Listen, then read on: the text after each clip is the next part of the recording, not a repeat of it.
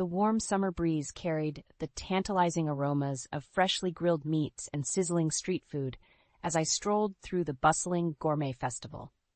My heart swelled with pride, knowing that my passion for promoting healthy eating habits had helped make this event a reality. Little did I know that this joyous occasion would soon take an unexpected turn, casting a dark shadow over the memories of my past. As I admired the vibrant array of local vendors showcasing their culinary creations, a familiar voice pierced through the lively chatter, sending a chill down my spine. "Well, if it isn't Lila, fancy meeting you here." I whirled around, my breath caught in my throat as I came face to face with Mark, my ex-husband, accompanied by his new wife, Elise. A sudden wave of emotions washed over me, a potent mix of anger, resentment, and an undeniable twinge of envy at the sight of their polished appearances and the air of affluence that surrounded them. "Mark, Elise," I managed to utter, mustering a forced smile. "It's been a while." "Indeed, it has," Elise chimed in, her perfectly manicured nails glistening in the sunlight. "It's so nice to see you managing to keep yourself busy with, well, whatever it is you do these days." Her thinly veiled condescension stung, but I refused to let her words diminish the sense of accomplishment I'd worked so hard to cultivate. Before I could respond, Mark intervened, his tone dripping with false concern. "Lila, you're looking well. I trust your little nutrition business is keeping you occupied?" I bristled at his dismissive remark, but years of emotional turmoil had taught me to keep my composure. "It's more than just a little business, Mark. My work has a real impact on people's lives, something you never seem to grasp." An uncomfortable silence descended upon us, the festive ambience suddenly muted by the weight of our shared history. Mark's eyes narrowed ever so slightly, and I could sense the tension brewing beneath his carefully crafted facade. "Well, we mustn't keep you any longer," Elise interjected, her saccharine smile masking a deeper disdain. "I'm sure you have clients to attend to." With a curt nod, they turned and disappeared into the crowd, leaving me to grapple with the conflicting emotions that threatened to overwhelm me.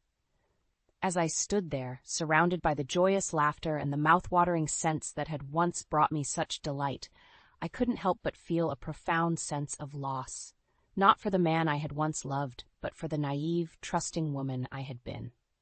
As I walked away from the festival, my mind spiraled back to the fateful night that shattered my world. Mark's familiar silhouette appeared in the doorway, his face etched with guilt. "There's been an emergency at the hospital," he muttered, already halfway out the door before I could respond. This wasn't the first time he had been called away unexpectedly, and I had learned to accept the demands of his profession. But something felt different that night, a nagging sense of unease that I couldn't quite shake. Hours ticked by, and Mark's absence stretched longer than usual. Concern gave way to suspicion as I paced restlessly, unable to silence the doubts gnawing at the back of my mind. Finally, exhausted and desperate for answers, I decided to venture out and uncover the truth myself. The drive to the hospital was a blur, my knuckles white as I gripped the steering wheel with a mixture of determination and dread. But as I approached the familiar entrance, a sinking feeling consumed me. Mark's car was nowhere to be found. Panic set in, and I found myself wandering aimlessly, searching for any clue that might explain his disappearance. That's when I saw it. A sleek silver sedan parked in a secluded corner of the lot, its tinted windows offering no insight into its occupants. Summoning every ounce of courage, I crept closer, my heart pounding in my ears, and then a sound that would haunt me for years to come, laughter, followed by the unmistakable rustle of clothing and the muffled murmurs of intimacy. The world around me seemed to freeze as realization dawned, shattering the illusion of the life I thought I knew. Paralyzed by shock and disbelief, I stumbled away from the scene, my vision blurred by a torrent of tears. Weeks turned into months, and Mark's lies only compounded, each explanation more flimsy than the last. And yet, I clung to the fading hope that the man I loved still existed beneath the web of deceit. But fate had other plans. One fateful evening, as I was sorting through the mail, an innocuous envelope caught my eye.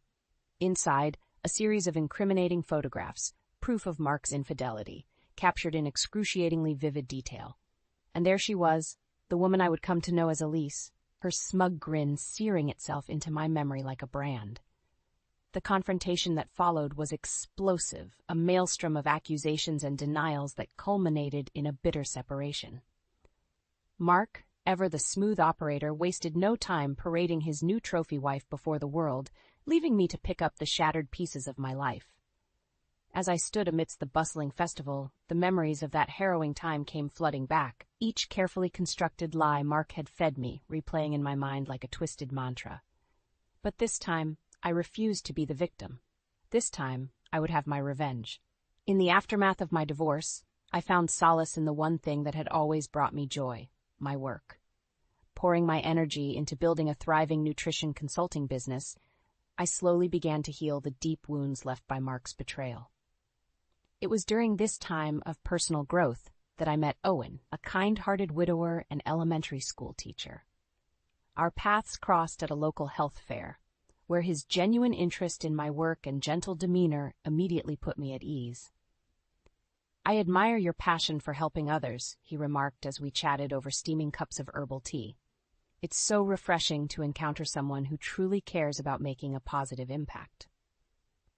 Our conversation flowed effortlessly, and for the first time in what felt like an eternity, I found myself laughing without the weight of past trauma holding me back. Owen's warm smile and genuine concern for my well-being were like a soothing balm on the scars left by Mark's deceit. As our friendship blossomed into something more, I couldn't help but marvel at the stark contrast between these two men. Where Mark had been consumed by ambition and a relentless pursuit of success, Owen embodied humility and a deep appreciation for the simple joys in life. "You know, Leela," he mused one evening as we strolled hand in hand through the park, "true wealth isn't measured by material possessions or status. It's found in the connections we forge, the lives we touch, and the legacy we leave behind." His words resonated deeply within me, a testament to the profound shift in my priorities and values. No longer was I captivated by the allure of wealth and prestige. Instead, I found myself drawn to Owen's unwavering integrity and his genuine concern for the well-being of those around him. With each passing day, the specter of my past faded, replaced by a newfound sense of purpose and a determination to embrace the second chance life had offered me. "You've been through so much," Owen remarked one night, his fingers gently caressing my cheek. "But your resilience and strength are an inspiration. I'm honored to be a part of your journey." As I gazed into his eyes, brimming with sincerity and understanding, I knew that this man represented everything I had been searching for: a partner who valued honesty, compassion, and the unbreakable bonds of trust. In that moment, I vowed to leave the ghosts of my past behind, to embrace the future with open arms, and to never again allow myself to be defined by the mistakes of others. For the first time in what felt like an eternity, I was truly free. Months after my chance encounter with Mark and Elise at the food festival, I found myself attending a charity gala hosted by our city's most prominent organizations. As I adjusted the sleek, navy blue dress Owen had surprised me with, I couldn't help but feel a flutter of nervous anticipation. "You're going to be amazing tonight," Owen whispered, placing a reassuring kiss on my cheek as we made our way into the elegantly decorated ballroom. Little did I know that this evening would mark a turning point, a pivotal moment where the karmic scales would begin to shift in my favor. As the event unfolded, I mingled with colleagues and community leaders, sharing insights into the work I was so passionate about. Owen beamed with pride, never missing an opportunity to sing my praises to anyone within earshot. It was during one such conversation that I caught a glimpse of Mark and Elise entering the room, their designer outfits and air of self-importance impossible to miss. A familiar pang of resentment tugged at my heart, but before I could dwell on it, Owen swept me into his arms. "Ladies and gentlemen, may I have your attention?" he announced, his voice ringing out with confidence. "I'd like to take a moment to acknowledge someone truly special." As the room fell silent, Owen turned to me, his eyes shining with adoration. "Lila, your unwavering dedication to improving the lives of others through your work has been an inspiration to us all. Tonight, we celebrate you and the countless lives you've touched." A thunderous applause erupted as Owen presented me with a beautiful crystal plaque inscribed with words of gratitude from the community. In that moment, surrounded by the warmth and admiration of my peers, I felt a surge of empowerment unlike anything I'd ever experienced. And then, out of the corner of my eye, I caught sight of Mark and Elise, their expressions a mixture of disbelief and barely concealed disdain. It was as if the universe had conspired to shine a spotlight on my accomplishments, forcing them to confront the glaring contrast between my life and theirs. As the evening drew to a close, I couldn't help but savor the sweet taste of vindication. Owen had orchestrated the perfect scenario, subtly but effectively showcasing the depth of my impact while highlighting the shallowness of Mark and Elise's perceived superiority. On the drive home, I found myself reflecting on the twists and turns that had led me to this point. Once a victim of betrayal and emotional turmoil, I had emerged stronger, more resilient, and surrounded by those who truly valued me for who I was. And as for Mark and Elise, their presence at the gala had served as a stark reminder of the emptiness that lurked beneath their carefully curated facade, a hollow existence built on lies and superficial trappings. For the first time, I felt a sense of pity for them, realizing that no amount of wealth or status could compensate for the absence of genuine fulfillment and meaningful connections. As Owen's hand found mine, our fingers intertwining in a tender embrace, I knew that the path ahead would be one of triumph and personal growth, leaving the shadows of my past firmly in the rearview mirror. The charity gala had barely concluded when I found myself face to face with Mark and Elise once again. As Owen excused himself to grab us some refreshments, the tension in the air was palpable. "Well, well, if it isn't the guest of honor," Elise sneered, her perfectly painted lips curling into a condescending smirk. "I must say that little display earlier was quite impressive." Mark remained silent, his eyes narrowed as he regarded me with a mix of disdain and something else, a flicker of envy, perhaps. I steeled myself, determined not to let their petty jabs pierce my newfound confidence. "Elise, always a pleasure," I replied, my tone laced with sarcasm. "I'm glad you enjoyed the evening. It's all in service of a good cause, after all." Her eyes narrowed, and I could see the wheels turning in her mind as she searched for a weakness to exploit. "Yes, well, we all have our hobbies, don't we?" she quipped. "Some choose to make a real difference, while others settle for playing nutritionist to the masses." The barb stung, but before I could respond, Owen reappeared by my side, his presence serving as a steadying force. "Mark, Elise," he greeted them warmly, his arm snaking around my waist in a protective embrace. "I hope you've been enjoying yourselves. Lila's work is truly inspiring, isn't it?" Elise opened her mouth to retort, but Owen cut her off with a disarming smile. "In fact, I've been considering getting more involved myself. Perhaps you could enlighten me on the inner workings of your business ventures, Mark." The shift in tone was subtle but unmistakable. Owen's words carried an undercurrent of veiled accusation, as if he possessed knowledge that extended far beyond the superficial realm of Mark's supposed success. Mark visibly tensed, his eyes darting between Owen and me, searching for any sign of weakness or vulnerability. But he found none, for in that moment I felt an overwhelming sense of empowerment, bolstered by Owen's unwavering support. "Yes, Mark, do tell us about your endeavors," I echoed, my voice steady and assured. "I'm sure we'd all love to hear about the sacrifices you've made to achieve your aspirations." The air grew thick with tension, charged with unspoken truths and barely concealed barbs. Elise's eyes narrowed, sensing the shift in power dynamics, while Mark's carefully constructed facade began to crack, revealing glimpses of the insecurity and guilt that festered beneath. In that moment, I knew that the tide had turned. No longer was I the one cowering in the shadows, haunted by the echoes of betrayal. Instead, I stood tall, emboldened by the knowledge that karma was slowly but surely exacting its due. As Mark and Elise beat a hasty retreat, their excuses falling flat, I couldn't help but feel a surge of satisfaction course through my veins. This was merely the beginning, a premonition of the reckoning that awaited them, a harbinger of the retribution they so richly deserved. Owen's hand found mine, his fingers intertwining with mine in a silent gesture of solidarity. "You're incredible, you know that?" he murmured, his eyes shining with a mixture of pride and admiration. And in that moment, surrounded by the echoes of our hard-won victory, I knew that the path ahead would be one paved with redemption and the sweet taste of long-awaited justice. Weeks after the charity gala, I found myself standing alongside Mark at a prominent community health conference. As we awaited our turn to speak on the panel, the tension between us was thicker than the humid summer air. Owen, ever the supportive partner, sat in the front row, his eyes shining with pride as he watched me prepare to take the stage.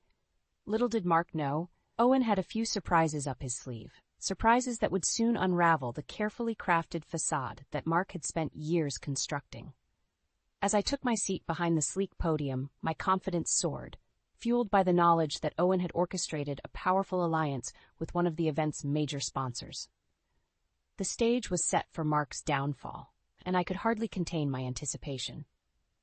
Mark's speech was a masterclass in self-aggrandizement, filled with grandiose claims and thinly veiled boasts about his supposed contributions to the medical field.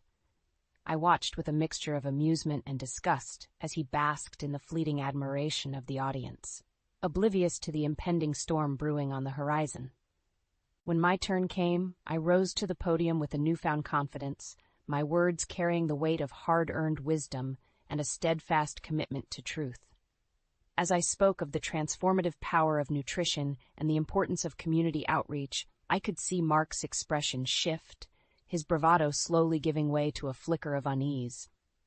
But the true coup de grace came when Owen took the stage, his presence commanding an air of authority that caught even me by surprise. With a few well-chosen words, he revealed his connection to the event's major sponsor, a prestigious health initiative, and announced his intention to collaborate closely with my endeavors. The impact was immediate and palpable. Suddenly, my credibility and professional standing were elevated to new heights, casting a shadow over Mark's carefully cultivated image. And as if on cue, Elise's face contorted into a mask of barely concealed rage, her eyes burning with envy and resentment. It was in that moment of triumph that Elise made her fatal mistake. Rising from her seat, she attempted to undermine my speech with a barrage of snide remarks and thinly veiled insults. But her words fell flat, and instead of diminishing my accomplishments, she only succeeded in exposing her own deceitful nature to the entire audience. As whispers and gasps of disbelief rippled through the crowd, Elise's true colors were laid bare for all to see, a desperate, vindictive woman willing to stoop to any depths to maintain her illusion of superiority. And in that moment, the karmic scales tipped inexorably in my favor. Mark, paralyzed by the unfolding spectacle, could only watch in horror as his once powerful facade crumbled before his eyes. The audience that had once hung on his every word now regarded him with a mixture of pity and disdain, their respect eroded by the harsh light of truth. As the conference drew to a close, I found myself surrounded by well-wishers and newfound allies, each one eager to congratulate me on my triumph and distance themselves from the toxicity that had enveloped Mark and Elise. And in the midst of it all, Owen stood by my side, his arm draped around my shoulders, in a silent declaration of solidarity and unwavering support. "You did it," he murmured, his eyes shining with pride.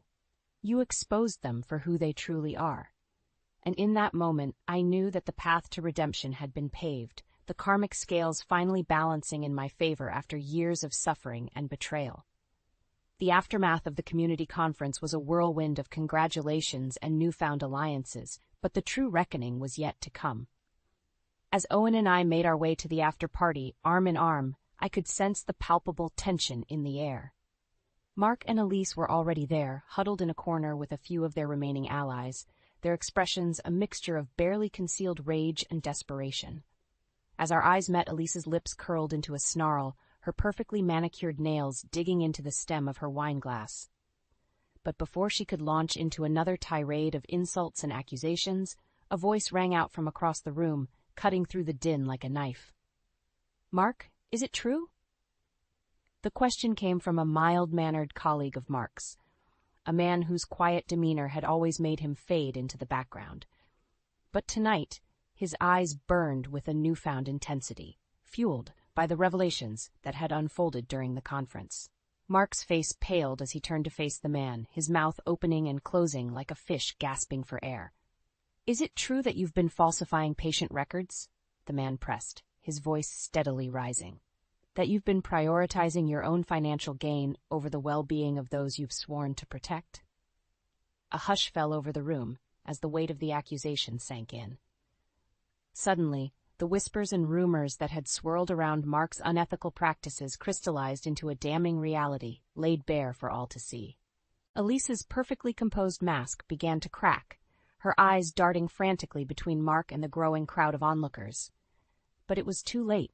The floodgates had opened, and a torrent of long-repressed truths came surging forth. One by one, colleagues and former associates stepped forward, their voices rising in a chorus of condemnation. Stories of Mark's lies, his manipulations, and his callous disregard for the well-being of others echoed through the room, each revelation more damning than the last. And at the center of it all stood Owen, his quiet presence a beacon of integrity amidst the chaos.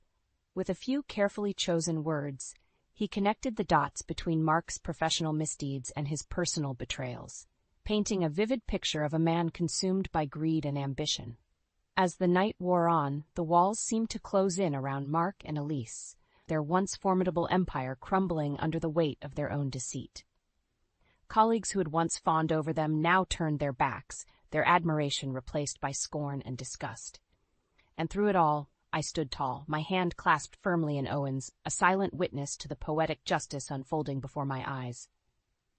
For years, I had been the victim, cowering in the shadows of Mark's lies and Elise's cruelty.